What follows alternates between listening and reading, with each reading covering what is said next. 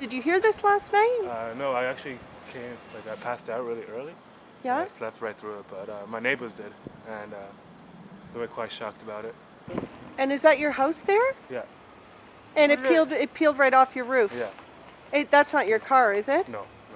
Thanks for that guy, but no, it's not my car. Hopefully nobody got hurt though.